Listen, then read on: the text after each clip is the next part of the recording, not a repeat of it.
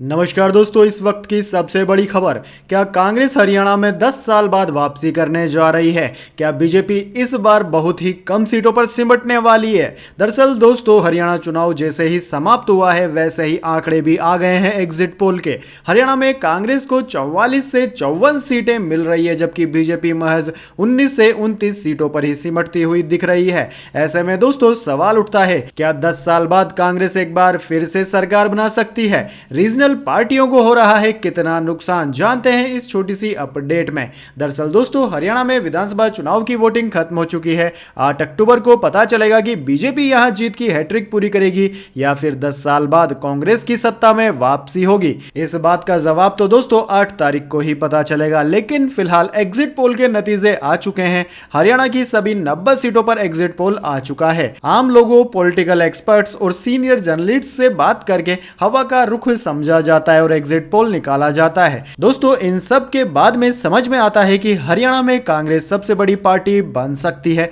और वह अपने बलबूते सरकार भी बना सकती है। लगातार 2 बार से सरकार बना रही बीजेपी बहुमत के लिए जरूरी 46 सीटों के आंकड़े से दूर दिख रही है। पार्टी दूसरे नंबर पर रह सकती है। हालांकि दोस्तों, एक्सपर्ट्स का मानना है कि 18 सीटें ऐसी है जहां दोनों के बीच कड़ा मुकाबला है। बीजेपी, कांग्रेस के अलावा बाकी पार्टियों में इनेला, बसपा गठबंधन, जजपा, असपा गठबंधन, आम आदमी पार्टी कोई उलटफेर करते नजर नहीं आ रही है। चलिए दोस्तों, बात कर लेते हैं कि कौन सी पार्टी को कितनी सीटें मिलती नजर आ रही है। दरअसल आपको यह तो पता ही होगा कि हरियाणा में कुल 90 सीटें हैं और यहां पर सरकार बनाने के लिए यानी कि बहुमत का आंकड़ा 46 सीटों का है। यानी कि जो पार्टी 46 सीटें अर्जित कर लेगी उसी पार्टी की यहां पर सरकार बनेगी। अब बात करते हैं कि एग्जिट पोल में कौन सी पार्टी को कितनी सीटें मिलती दिखाई दे रही है। तो यहां पर दोस्तों टॉपर के रूप में कांग्रेस उभर कर आ रही है। कांग्रेस को सीटें मिल रही है 44 से 54। दूसरे नंबर पर बीजेपी दिखाई दे रही है, जिसको 19 से 29 के बीच में सीटें मिल रही है।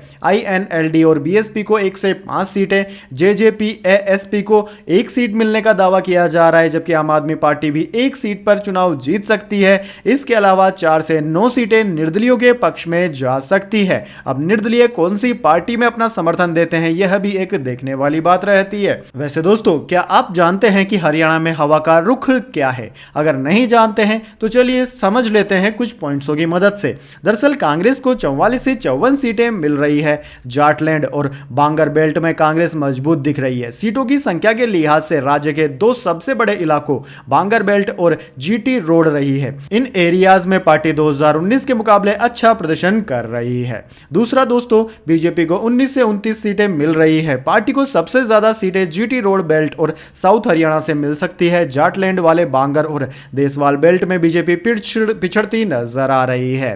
तीसरा कारण है दोस्तों, हरियाणा में तीसरे नंबर पर इनेलो बसपा गठबंधन रह सकता है। इसे 1 से 5 सीट मिल रही है। निर्दलीय कैंडिडेट्स भी 4 से 9 सीटों पर अपना कब्जा जमा सकते हैं। पूर्व डिप्टी सीएम दुष्यंत चौटाला की पार्टी जजपा और आम आदमी पार्टी मुकाबले में नहीं है। इन्हें 1 से 2 सीटें ही मिल सकती है। हालांकि आम आदमी पार्टी प्रमुख अरविंद केजरीवाल का मानना था कि पड़ोसी राज्य पंजाब में उनकी सरकार है, इसका फायदा उनको मिलेगा। हालांकि एग्जिट पोल में ऐसा कुछ भी दिखाई नहीं दे रहा है। दोस्तों, एक्सपर्ट्स मानते हैं कि चुनाव की शुरुआत से ही माहौल कांग्रेस के पक्ष में रहा है। एंटी इनकम्बेंसी, किसानों, युवाओं की नाराजगी और पहलवानों के आंदोलन की वजह से बीजेपी पिछड़ती नजर आई। बड़े नेताओं की बड़ी रैलियों के बाद थोड़ा मोमेंटम बना, लेकिन कम समय होने की वजह से उसका फायदा नहीं मिल पाया है। वैसे दोस्तों, आप कमेंट करके बताइए, क्या बीजेपी उलटफेर कर सकती है और हरियाणा में सरकार बना सकती है? इसके अलावा जम्मू कश्मीर में कौन सी पार्टी की सरकार बन रही है, यह भी आप प्रेडिक्शन है जरूर दीजिए। अगर वीडियो आपको पसंद आई तो वीडियो को लाइक कीजिए और दोस्तों इसी तरह की काम की इंपॉर्टेंट और महत्वपूर्ण खबरों के लिए आप हमारे यूट्यूब चैनल को सब्सक्राइब करके बेल आइकन भी दबा सकते हैं।